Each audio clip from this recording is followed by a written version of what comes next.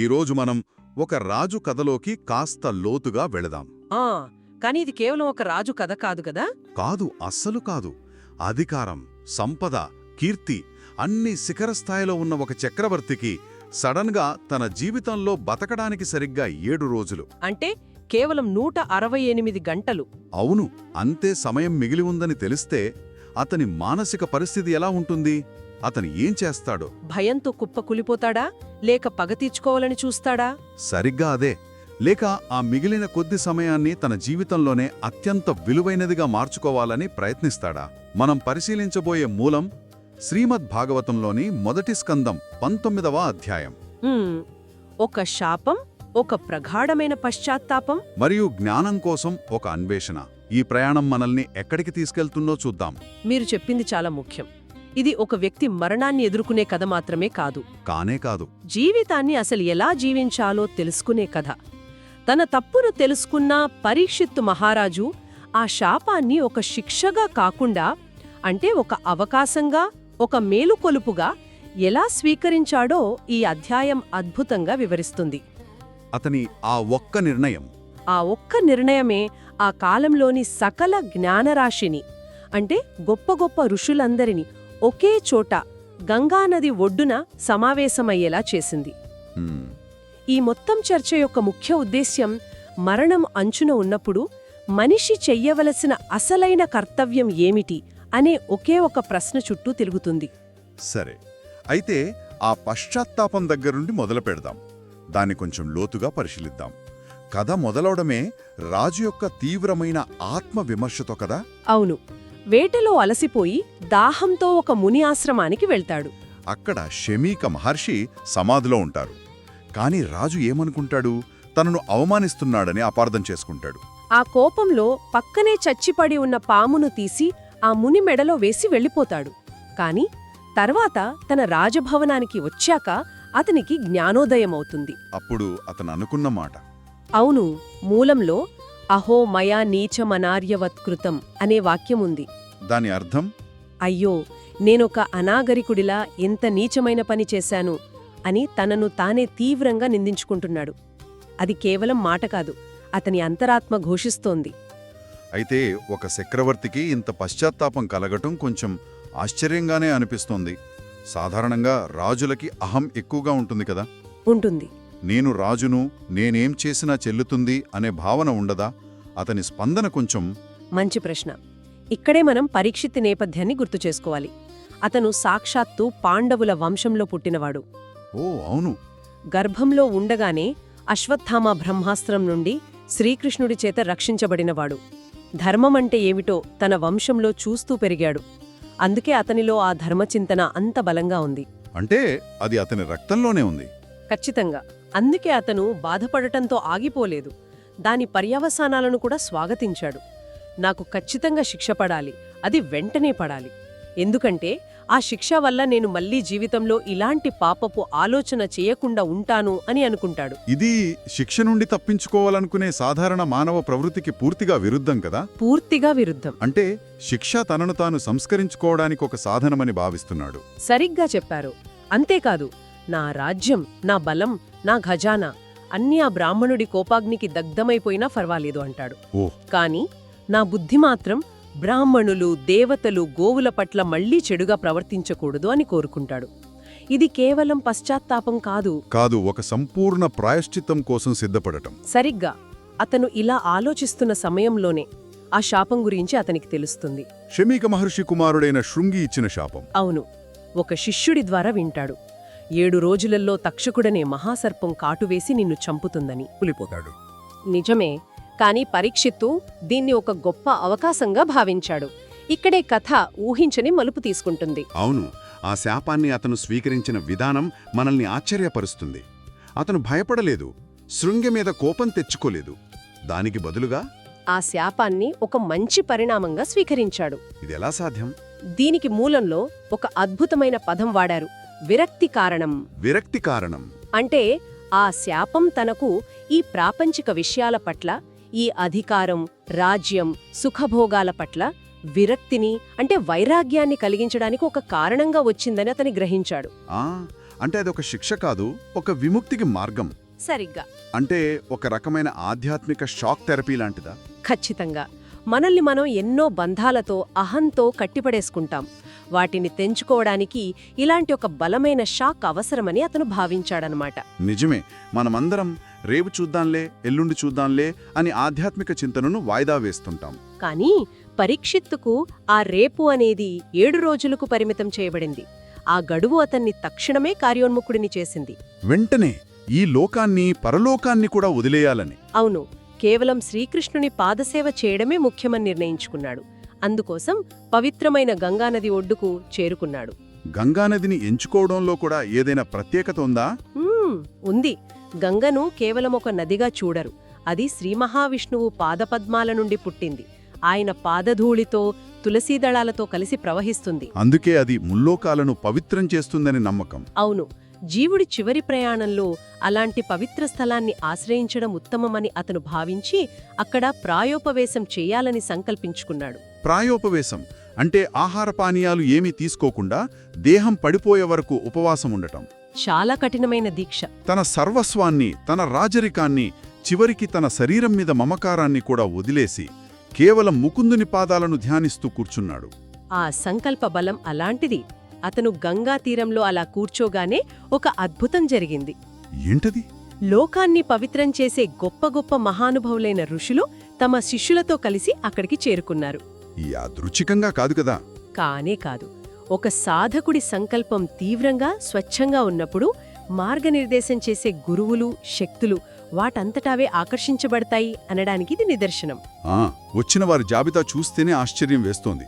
అత్రి, వశిష్ఠుడు, చవనుడు, భృగువు, అంగిరసుడు, వరాశరుడు, విశ్వామిత్రుడు, స్వయంగా నారద మహర్షి, వేదవ్యాసుడు వీరంతా ప్రాచీన భారతీయ తత్వశాస్త్రానికి మూలస్తంభాలు లాంటివారు. ఇది కేవలం ఒక సమావేశంలా లేదు. ఆ కాలంలోని సకల జ్ఞానసంపద ఒక చోట చేరినట్లుగా ఉంది. నిజానికి గ్రంథంలో స్వయం హి తీర్థాని పునంతి సంతః అంటే దాని అర్థం సాధువులు స్వయంగా తీర్థక్షేత్రాలనే పవిత్రం చేస్తారు అని. అంటే వారు అక్కడికి రావడం వల్ల ఆ గంగా తీరానికే మరింత పవిత్రత చేకూరింది. వాళ్లు కేవలం తీర్థయాత్ర నెపంతో వచ్చినా అసలు ఉద్దేశ్యం ఆ రాజును అనుగ్రహించడమే. వచ్చిన మహర్షులందరికీ పరీక్షిత్తు నమస్కరించి తన నిర్ణయాన్ని వారికి వినయంగా వివరిస్తాడు. అతనిలోని చక్రవర్తి పూర్తిగా అదృశ్యమై ఒక జిజ్ఞాసువైన శిష్యుడు మాత్రమే మిగిలాడు. అయ్యో, రాజులమైన మేము బ్రాహ్మణుల పాదధూళికి కూడా దూరంగా ఉండాల్సిన వాళ్లం. అలాంటిది మీలాంటి మహానుభావుల అనుగ్రహానికి పాత్రుడిని అయ్యాను. నేను ఎంత ధన్యుడిని అని అంటాడు. ఆ తర్వాత అతను చెప్పిన మాట అతని సంపూర్ణ శరణాగతికి పరాకాష్ట. అతను ఇలా అంటాడు: ఓ విప్రులారా, గంగామాత, నేను నా మనసును పూర్తిగా పరమేశ్వరుని యందు లగ్నం చేశాను. నన్ను మీలో చేర్చుకోండి. బ్రాహ్మణ శాపం వల్ల పంపబడిన ఆ తక్షకుడు వచ్చి నన్ను నిరభ్యంతరంగా కరవనీయండి. నాకే భయమూ లేదు. మీరు మాత్రం దయచేసి విష్ణుగాథలను గానం చేస్తూ ఉండండి. తన చావు గురించి అతనికి ఏ చింతా లేదు. ఆ చివరి క్షణాల్లో కూడా భగవంతుని కథలను వినడమే ముఖ్యమని కోరుకుంటున్నాడు. తన దృష్టి పూర్తిగా మారిపోయింది. మళ్ళీ నాకు ఏ జన్మ వచ్చినా భగవంతుని పట్ల, ఆయన భక్తుల పట్ల అచంచలమైన ప్రేమ ఉండేలా అనుగ్రహించండి అని కూడా వేడుకున్నాడు.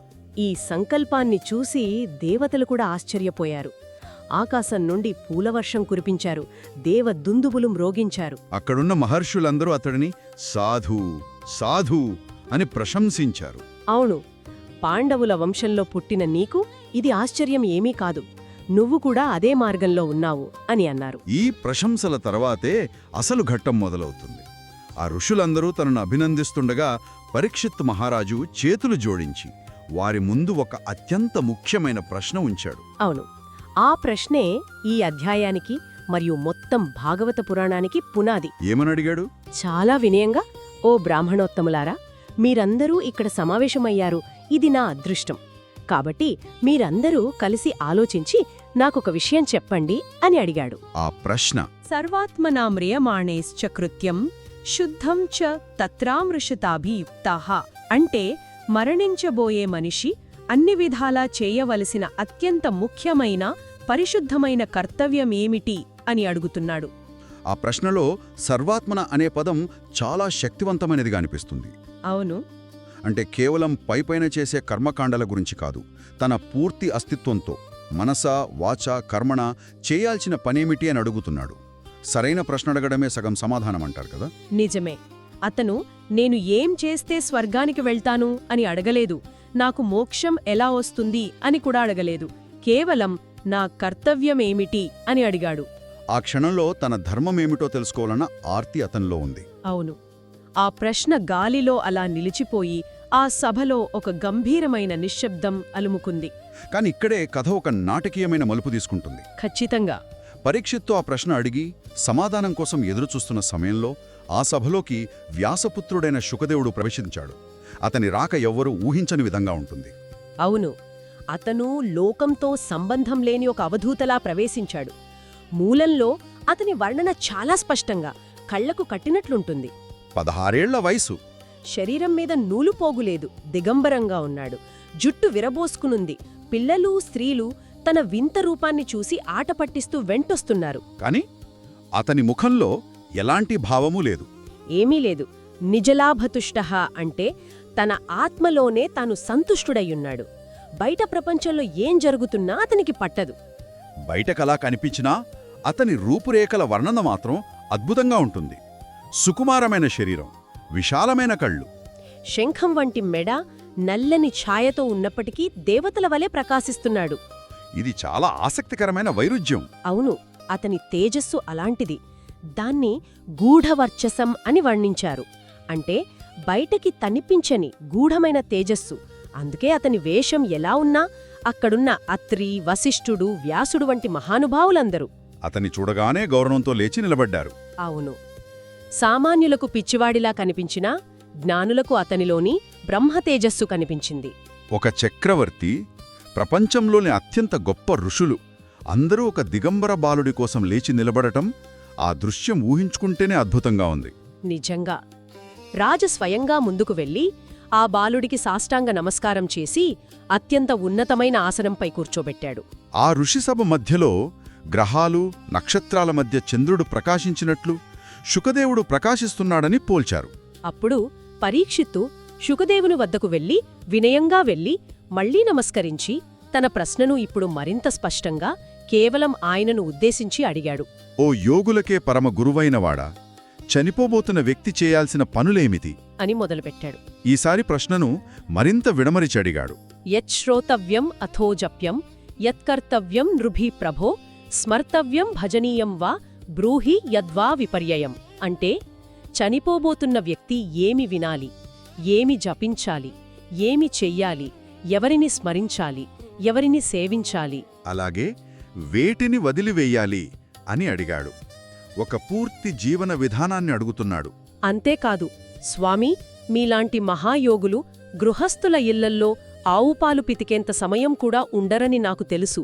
అయినా నామీద దయ ఉంచి ఈ ప్రశ్నలకు సమాధానం చెప్పండి అని అత్యంత ఆర్తితో వేడుకున్నాడు. తన జీవితంలోని మిగిలిన ఆ కొద్ది సమయాన్ని ఎలా సద్వినియోగం చేసుకోవాలో తెలుసుకోవాలన్న తపన అతని ప్రతి మాటలోనూ కనిపిస్తోంది. అవును. అలా ఒక రాజు చేసిన చిన్న తప్పు, దాని పర్యవసానంగా వచ్చిన శాపం, అతని ప్రగాఢమైన పశ్చాత్తాపం అన్నీ కలిసి ఒక గొప్ప ఆధ్యాత్మిక సభకు వేదికగా మారాయి. జీవితంలోని అత్యంత క్లిష్టమైన సమయంలో అడగాల్సిన అతి ముఖ్యమైన ప్రశ్న అడగబడింది. దానికి సమాధానం చెప్పగల అత్యంత యోగ్యుడైన గురువు కూడా వేదికపైకి వచ్చాడు. ఆ గురు శిష్యుల సంవాదమే, ఆ సమాధానమే శ్రీమద్భాగవతం. ఈ అధ్యాయం మన ముందు ఒక ముఖ్యమైన ప్రశ్నను ఉంచుతుంది. అవును. పరీక్షిత్తుకు తన జీవితంలో 7 రోజులు మిగిలి ఉన్నాయని ఒక స్పష్టమైన గడువుంది. అందుకే అతను ఆ ప్రశ్న అడగగలిగాడు. ఎవ్వరికి తెలుసు, ఒకవేళ మన జీవితంలోని చివరి గడియల్లో మనం ఉన్నామని తెలిస్తే మనం అడగాలనుకునే అత్యంత ముఖ్యమైన ప్రశ్న ఏమై ఉంటుంది? ఆ ప్రశ్నకు సమాధానం కోసం మనం ఎవరి వైపు చూస్తాము? బహుశా ఆ ప్రశ్నను చివరి గడియల వరకు వాయిదా వేయకుండా ఇప్పుడే అడగడం మొదలుపెట్టాలేమో.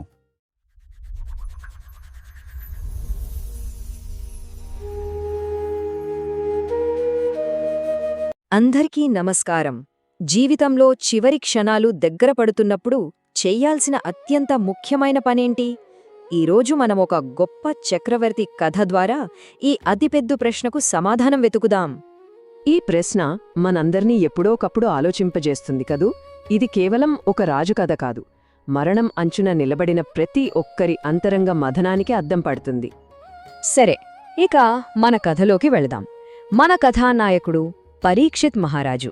అత్యంత ధర్మపరుడు, శక్తిశాలి. కాని ఆయన జీవితం ఒకే ఒక్క క్షణంలో వెనక్కి తీసుకోలేని విధంగా మారిపోయింది.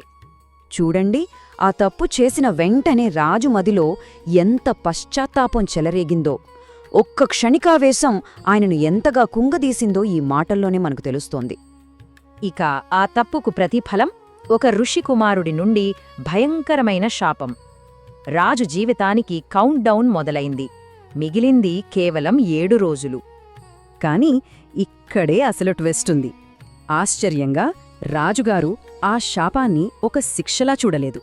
ప్రాపంచిక బంధాల నుండి విముక్తి పొందడానికి దొరికిన ఒక గొప్ప అవకాశంగా, ఒక వరంలా భావించారు. సరే, తన విధిని అంగీకరించిన తర్వాత రాజుగారు ఏం చేశారు? తన చివరి ప్రయాణానికి ఎలా సిద్ధమయ్యారు?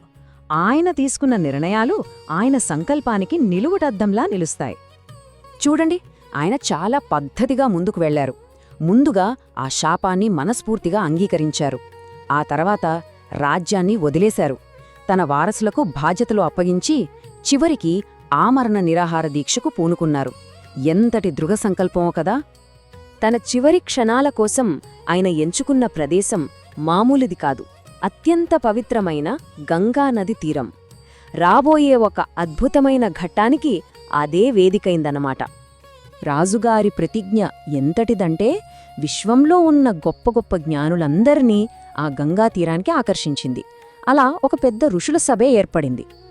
అవును, రాజుగారి చివరి ఉపవాసం వార్త అక్షరాల విశ్వమంతటా వ్యాపించింది. ఇది కేవలం ఒక రాజు దీక్ష కాదు, ఒక మహత్తర ఆధ్యాత్మిక ఘట్టంగా మారిపోయింది. అక్కడికి వచ్చిన వాళ్లు కూడా సామాన్యుడు కారు. అత్రి, వశిష్ఠుడు, చ్యవునుడు, వ్యాసుడు, నారదుడు, ఇలా చెప్పుకుంటూ పోతే మహామహులందరూ అక్కడికి విచ్చేశారు. వాళ్ల రాకతో ఆ సభకే ఒక కొత్త శోభ వచ్చింది. మానవులే కాదు, స్వర్గం నుండి దేవతలు కూడా ఈ కార్యాన్ని మెచ్చుకున్నారు. వాళ్ల ఆమోదాన్ని తెలుపుతూ పూల వర్షం కురిపించారు, దివ్యదుందుబులు మ్రోగించారు. సరే, ఇంతమంది మహర్షులు అక్కడ చేరారు కదా. ఇప్పుడు రాజుగారు తన మనసులో ఉన్న అసలు ప్రశ్నను బయటపెట్టే సమయం వచ్చింది. తన చివరి అన్వేషణ ఏంటో చెప్పబోతున్నారు. ఆయన మాటలు వింటేనే అర్థమవుతుంది. మరణభయమనేది ఆయనలో లేసమాత్రం కూడా లేదు. మీరంతా దైవనామస్మరణ చెయ్యండి, ఆ సర్పం నన్ను కాటువేయనివ్వండి అంటున్నారు. ఎంతటి స్థితప్రజ్ఞత! ఇక ఆయన అడిగిన ఆ ఒకే ఒక్క ప్రశ్న, చనిపోబోతున్న వ్యక్తి చెయ్యాల్సిన అత్యంత ముఖ్యమైన ప్రప్రథమ కర్తవ్యమేంటి? ఈ ప్రశ్నతో ఆ సభ మొత్తం నిశ్శబ్దంగా మారిపోయింది. ఆ మహర్షులు, ఆ జ్ఞానులు, వాళ్లందరూ కూడా ఆ ప్రశ్న లోతును గ్రహించి ఆలోచనలో పడిపోయారు. అంతటి సభలో సోది పడితే వినిపించేంత నిశ్శబ్దం అలుముకుంది. సరిగ్గా ఆ నిశ్శబ్దాన్ని ఛేదిస్తూ కథలో ఒక నాటకీయమైన మలుపు. ఊహించని విధంగా ఒక వ్యక్తి అక్కడ ప్రత్యక్షమయ్యారు. అవును, సరిగ్గా అదే క్షణంలో ఎవరూ ఊహించని ఒక అతిథి అక్కడికి వచ్చారు. ఆయన రాక యాదృచ్ఛికం కాదు, బహుశా రాజుగారి ప్రశ్నకు సమాధానమే ఆ రూపంలో వచ్చిందేమో అన్నట్టుగా ఉంది. వచ్చిన వ్యక్తిని చూసి అందరూ ఆశ్చర్యపోయారు. ఎందుకంటే ఆయన వయసు కేవలం 16 ఏళ్లు, ఒక బాలుడు. ఆయన పేరు శుకదేవుడు. ఆయన వెనకాల పిల్లలు, స్త్రీలు నడుస్తున్నారు. కాని ఆయన నిజమైన గొప్పతనం ఎవరికీ తెలీదు. ఒక రహస్యంలా స్వేచ్ఛగా తిరుగుతున్నారు. ఇంకో ముఖ్యమైన విషయం ఏంటంటే ఆయన దిగంబరుడు, అంటే ఆకాశాన్నే వస్త్రంగా ధరించినవాడు. భౌతికమైన దేనితోనూ సంబంధం లేదని చెప్పడానికి ఇంతకన్నా గొప్ప నిదర్శనం ఏముంటుంది? ఇక్కడే చూడండి అసలు అద్భుతం. ఆ పిల్లాడిని చూసిన వెంటనే సభలో ఉన్న ఆ మహానుభావులందరూ, అత్రి, వశిష్ఠుడు లాంటి వాళ్లందరూ ఒక్కసారిగా లేచి నిలబడి గౌరవంతో నమస్కరించారు. రాజుగారికి వెంటనే అర్థమైపోయింది, తను ఎవరికోసమైతే ఎదురుచూస్తున్నాడో, తన ప్రశ్నకు సమాధానం ఎవరి దగ్గరుండో ఆయనే వచ్చారని గ్రహించి వెంటనే ఆయన పాదాలమీద పడ్డారు. ఇక రాజు ఆ యువ గురువు ముందు నమస్కరించి తన చివరి ప్రశ్నను మళ్లీ అడిగారు. ఓ మహాత్ములకే మార్గదర్శి, చనిపోబోతున్న వ్యక్తి ఏమి వినాలి, ఏమి జపించాలి దేనిని స్మరించాలి, దేనిని పూజించాలి? ఆ సమాధానం కోసమే ఇప్పుడు యావత్ విశ్వం ఎదురుచూస్తోంది.